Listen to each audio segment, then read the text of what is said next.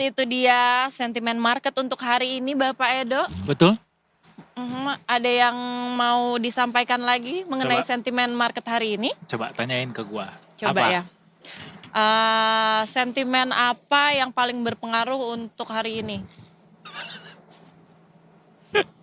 Sentimen Donald Trump kayaknya masih ya. Masih itu yang paling ngaruh banget.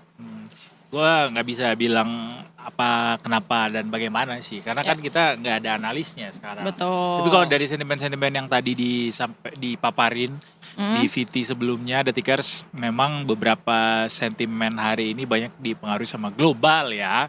Global ya.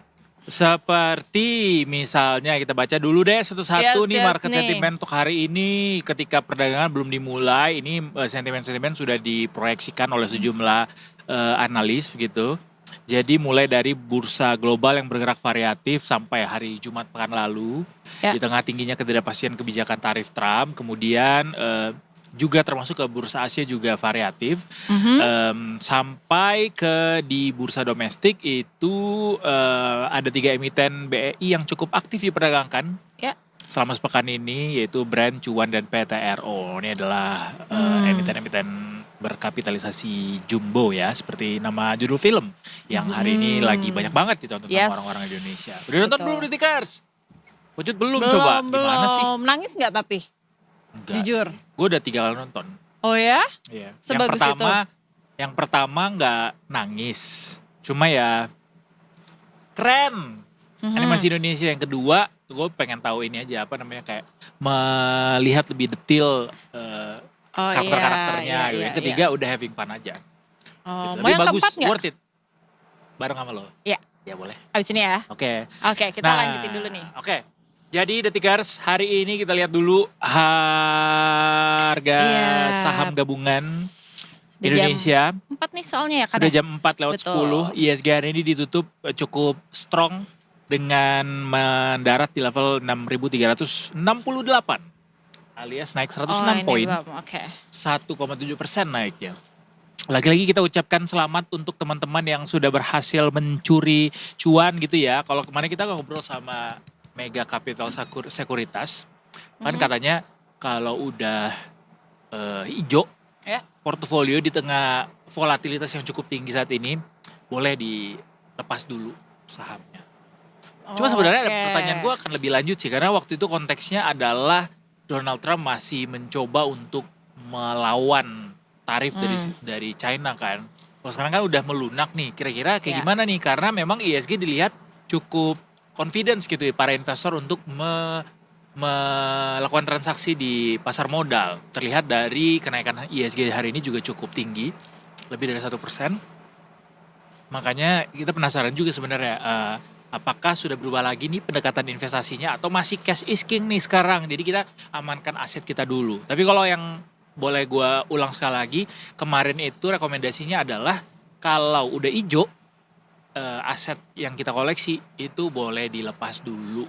Jadi jangan greedy di masa-masa yang sekarang ini, diamanin dulu. Betul, iya. Kadang-kadang orang lupa suka greedy soalnya. Ya kan. Selain itu juga kalau kita bicara soal ekonomi hari ini juga masih cukup banyak disumbang sama berita-berita dari Amerika Serikat bagaimana kebijakan-kebijakan Donald Trump akhirnya memberikan ketidakpastian kepada pasar, termasuk soal harga emas yang kemarin banyak banget diburu sama orang-orang.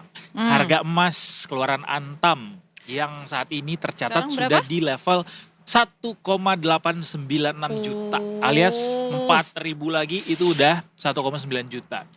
Kan kadang-kadang nih bakal tembus 2 juta katanya kan. Makanya orang-orang sepertinya banyak berburu emas ini supaya bisa nanti dapetin cuannya gitu. Nah, kalau harga emas tinggi justru itu adalah kekhawatiran buat ekonomi karena ini tanda-tanda biasanya. Betul. Selalu selaras dengan kondisi ekonomi nasional.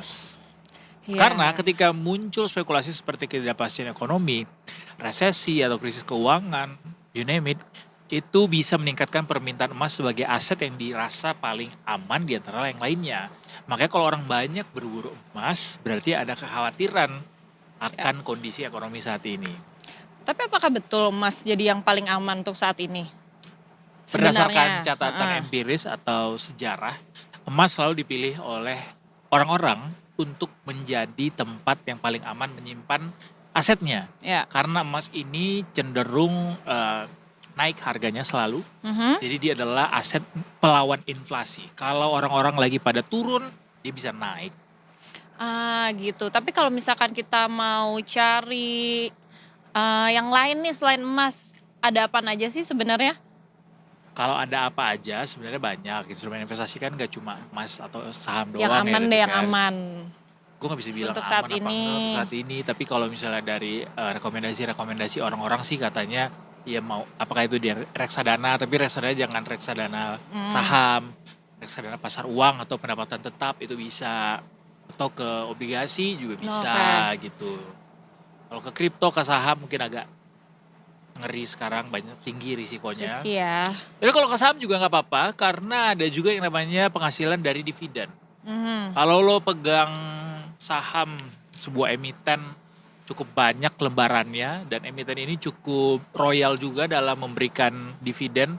Apalagi kalau misalnya dalam setahun dia bisa ngasih dividen tuh sampai 2 kali gitu, cukup baik karena ketika semakin besar jumlah saham yang lo miliki di suatu perusahaan berarti akan semakin besar dividen yang akan dibagikan ke lo gitu. Gitu, jadi begitu. Tapi gue pengen nanya deh ya, ini kan gue kayak orang awam, kita ibaratnya kita menengah. Nih gue. Di langit dong lo kalau orang awam. Betul, awan. Oh, Itu, awan. gitu. Gue tuh sebenarnya perlu deg-degan gak sih sama ekonomi yang terjadi saat ini? Karena ini kan banyak banget nih yang lagi ngebahas tentang ekonomi, efisiensi dan lain-lain. Apakah gue sebagai masyarakat biasa nih perlu deg-degan gitu? Deg-degan sih nggak usah ya. Deg-degan tuh ketemu orang yang disuka aja. Ini gak usah deg-degan. Ini nggak usah. Tapi ya siapa tahu ada yang perlu gue siapkan gitu untuk masa depan gue. Kalau panik juga nggak usah. Nggak usah. Karena kalau kita panik itu cenderung kita akan mengambil jalan yang salah langkah. Kalau panik. Jadi lo harus dalam tetap kondisi emosi yang stabil, tidak diburu-buru, zen. Jadi apapun langkah yang lo lakukan ke depan itu bisa, insya Allah itu cukup bijaksana gitu. Jadi nggak boleh FOMO. Misalnya nih, orang-orang lagi pada beli emas semuanya, beli emas juga lo. Lihat dulu duit lo ada apa enggak. Itu kan yang pertama, betul. Itu yang harus ya, yang pertama. Duitnya ada apa enggak. Terus telaah juga, ini benar nggak nih emas cukup oke dibeli dengan harga sekarang gitu. Atau mungkin dikaitkan dengan profil risiko keuangan lo sendiri. Kayak misalnya lo punya uang dingin gitu misalnya 20 juta. Atau mungkin 50 juta, sebutkanlah berapa besarannya. Kemudian lo beli emas nih dengan harga sekarang nih di harga 1,9 juta misalnya. Terus dengan harapan harga emas nih bakal naik ke 2 juta katanya tahun ini gitu. Ternyata ketika lo beli harga emasnya nggak naik-naik sampai 2 juta. Sementara lo punya tujuan investasi misalnya lo harus nikah misalnya di akhir tahun dengan uang itu gitu. Jadi nggak dapat kan jadinya instead of mungkin bahkan bisa tergerus harganya, kita nggak tahu situasi saat ini gimana. Tapi makanya penting sekali untuk melakukan kalkulasi, perencanaan, budgeting, berapa yang direlakan kalau misalnya uang tersebut gone gitu misalnya. Karena bicara soal investasi juga kita nggak bisa, it's like a gambling. Bener. Makanya ditempatin di instrumen-instrumen yang minim risiko atau tinggi risikonya itu tergantung dari profil risiko keuangan masing-masing. Ya kalau Sultan mah aman aja. Kalau Sultan aman aja ya kan, kalau Sultan gak pusing Pak. Kalau misalkan rakyat jelata mah iya kan kayak pusing iya, nih harus, saya. Nggak boleh FOMO, harus deep research juga, do your own research. Jadi benar-benar segala sesuatu yang dilakukan itu sesuai dari isi kepala, bukan isi kepala orang lain. Betul, jangan nanya sama AI ditelan mentah-mentah. Betul, ya kan? itu juga. Karena kan kayak disuruh ini, dilakuin ini, punten. Tapi gue seneng banget lagi sama AI yang sejenis ChatGPT, oh iya, Gemini, iya saya juga DeepSeek. kan di tahap suka curhat ya. suka curhat juga, Suka curhat. suka membantu tuh untuk hal-hal yang umum gitu, kayak misalnya gue pertama kali datang ke tempat ini, apa yang Aha. harus gue lakukan gitu misalnya. Oh iya Kayak iya iya iya. gue berencana datang ke tempat ini olahraga padel atau pedal. Sekarang tuh lagi happening Iya banget iya kan. iya. Apa nih yang harus gue persiapkan, apa teknik-teknik yang gue harus teknik-teknik dasar yang harus gue pelajari supaya nanti di sana tuh nggak malu-maluin banget gitu. Nah gue tanya sama ChatGPT misalnya kayak gitu, dia ngasih dengan sangat presisi, dengan sangat mengayomi, lebih Hmm. mengayomi dari Polri. Oh Karena kan kalau nanya ke Polri belum tentu tahu pedal kan, belum betul, iya tentu benar. ChatGPT tahu gitu ChatGPT maksudnya. tahu. Tapi gue pernah loh ChatGPT, kan di otak gue ChatGPT bakalan kayak sangat presisi gitu Iya. kan. Nah terus gue nanya pokoknya tentang masalah visa lah intinya. Dia ngasih gue pilihan beberapa dari kayak beberapa website yang berbeda. Terus gue tanya, oke yang paling update yang mana? Dia tetap kasih yang sama. Gue bener-bener kayak, Dia Terus- nggak sepenuhnya sempurna memang sih. betul. Terus pas gue tanya langsung, dari 4-4-nya link yang dia kasih, itu semua salah. Salah, benar. Karena itu nggak update. Makanya harus riset lagi ya. Nah, tuh. Jangan harus berbekal riset sama lagi. satu sumber itu aja sebenarnya. Iya. Atau mungkin mau menyiapkan sebuah produk, program itu bisa sangat membantu mereka. Tapi mereka tuh cuma asisten ya. Iya. Bukan Mahadaya Cinta. Mahadaya Cinta. Bukan maha benar, maha bijaksana Betul. yang bisa kita percaya 100% gitu. Makanya Iya, harus iya. tetap menyandarkan kepada riset kita juga gitu. Betul, Because- setuju ya. Atau mungkin tanya ke 3A yang berbeda. Benar, Siapa tahu kan. dibandingin ya. Cari Banyak jalan waktu tengahnya. memang. Cukup banyak waktu memang. Cukup banyak sih. Balik Ya lagi kan? soal Yes. berita ekonomi hari ini, Detikers. Mhm. Hari ini tuh ada pengumuman dari Pak Prabowo yang mau bikin koperasi Desa Merah Putih ya.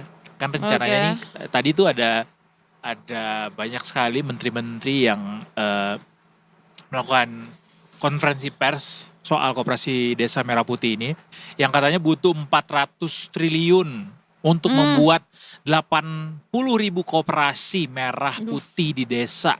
400 triliun dipakai buat 400 loh. beli vinil itu kamar gua hancur sih. Kamu atau apa? Enggak sih Pak, jangan sih Pak. 400 triliun ini dengan perhitungan kasar per koperasi nantinya akan punya modal sekitar 5 miliar rupiah ya Detikers ya. Jadi kan koperasi merah putih ini kan sedang disiapkan nih. Ya. Payung hukumnya sudah diteken sama Pak Prabowo lewat instruksi Presiden nomor 9 tahun 2025 untuk merealisasikan instruksinya kepada para menteri. Belet ini sudah diteken sejak akhir Maret kemarin dan koperasi ini digadang-gadang sebagai sumber pembiayaan yang kembali memberikan energi untuk masyarakat desa utamanya untuk bisa meningkatkan produktivitas ekonominya. Nah, Ya. instead of pergi ke Tengkulak atau mungkin ke Rentenir, nanti koperasi Desa Merah Putih nih yang bisa jadi salah satu sumber pembiayaannya gitu. Atau mungkin yang beliin hasil bumi dari para petani, biasanya dijualnya ke Tengkulak, sekarang bisa jualnya ke koperasi, jadi harganya Ya. lebih bagus gitu. Nah itu beberapa perannya lah nanti yang akan dilakukan gitu ya. Jadi tapi koperasi itu sebenarnya membantu ya. Kalau di tempat lo ada koperasi nggak? Kalau boleh tahu? Banyak. Kalau di sekolah gue ada, tapi di tempat gue nggak ada pada saat itu. Tapi maksud Sekolah gue ada. kan kalau di sekolah pasti ada tuh. Tapi kalau Umumnya ini di kan, desa-desa sih, di daerah. iya, sebenarnya gampangnya koperasi itu kayak supermarket nggak sih? Beda. Coba kasih tahu Beda-beda, apa bedanya. macem-macem koperasi tuh ada simpan pinjam, ada unit desa. Simpan pinjam tuh bisa kayak dia jadi sumber pembiayaan. Misalnya nih, lo jadi petani di desa Bringharjo, Iya. ya kan? Lo Oke. petani tomat, Oke. ya kan? Lo memanen tomat itu misalnya setahun bisa 3 kali misalnya. Nah, supaya lo bisa meningkatkan produktivitas, lo butuh modal nih untuk beli bibit, Ya. Apakah untuk nambah lahan supaya makin gede nih usaha tomat lu. Mhm. Nah, kalau di desa tuh biasanya ada nih yang namanya tengkulak yang memanfaatkan kelemahan para petani ini. Iya, iya, kalau itu In- gue tahu tuh. Ya karena petani Mhm. misalnya nggak bisa ngejual ke yang lain gitu, misalnya tengkulak membeli dengan harga yang ditentukan sama si Iya, tengkulak yang kayak ini. rendah banget kan Betul. biasanya. Terus bandar lah istilahnya nih ya. Iya. Terus dia eh, jadinya dapatnya tidak sesuai dengan nilai Hmm. ekonomi yang seharusnya gitu. Nah sekarang nih dengan adanya koperasi yang dibentuk sama pemerintah, harapannya itu bisa jadi eh, bantuan gitu buat para petani atau mungkin para pengusaha di daerah untuk bisa lebih efektif, efisien lagi roda perekonomiannya. Jadi Yes. nggak melulu mengandalkan rentenir misalnya yang punya bunga tinggi, dia nanti bisa jadi sumber pembiayaan untuk dengan bunga yang lebih kompetitif gitu, yang tidak Ya. tinggi misalnya. Itu makanya modalnya dikasih 5 miliar tuh per koperasi di desa Ya. atau di Oke daerah. lah, ya kan. Jadi harusnya bisa membantu Iya, banyak iya, iya, hal untuk Iya, iya. teman-teman kita di daerah. Supaya nggak cuma di kota aja maju, di desa juga ikut maju. Iya bener, ya kan? luar biasa Bener, bener, sekali. bener. Paham, kasih tahu gitu, Cun. Paham. Lanjutannya apa? Udah gitu doang. Oh udah gitu dong. Oke. Apalagi Cut, hari ini berita ekonomi yang harus kita sampaikan ke detikan semua yang budiman dan budiwati. Budiman dan Budiwati ya kan. Boleh nggak sih kita ngebahasnya ekonomi masyarakat yang menengah seperti kita? Boleh. Boleh nggak sih? Boleh, Iya kan? boleh. Lo ada masalah ekonomi apa sekarang kalau boleh tahu? Kalau masalah ekonomi sebenarnya enggak sih, tapi gue mulai menyadari sesuatu Yaitu? dari gue di tahun ini adalah kayak gue lebih jarang belanja tahun ini, entah kenapa. Apakah karena likuiditas mengetat atau lo mulai bijaksana? Lebih karena gue mulai melihat keadaan Indonesia saat ini kayak gini kan. Gue Luar biasa. ada rasa takut untuk mengeluarkan uang karena takut-takut. Oh. Tapi maksud gue Iya. itu make sense gak sih di lo? Berarti lo merasakan bahwa ada tanda-tanda pelemahan dalam ekonomi Iya, di iya masyarakat. kan. Heeh. Jadi gue kayak oke kalau misalnya nggak perlu-perlu banget ngapain gue beli nggak sih? Benar. Itu sih gitu. Tapi menurut lo itu adalah langkah yang benar atau tidak sebenarnya? Benar. Iya kan? Benar. Tapi tetap harus belanja untuk Ya roda kalau ekonomi. kebutuhan wajib mah harus tetap belanja lah. Masa lo nggak makan, Shampoo gue habis. nah nggak beli shampoo, nggak beli Shampoo. nggak beli odol, nggak beli sabun gitu, tetap Enggak, kan. iya, iya. Kebutuhan-kebutuhan yang harus tuh Belum pasti. beli Cuma sih kalau kayak sekarang. misalnya nih, oh nih gue juga nemu salah satu konten kemarin di TikTok Mhm. soal bagaimana fast fashion merusak bumi ini gitu ya. Iya. Dan kita harus berhenti membeli produk-produk fast fashion itu.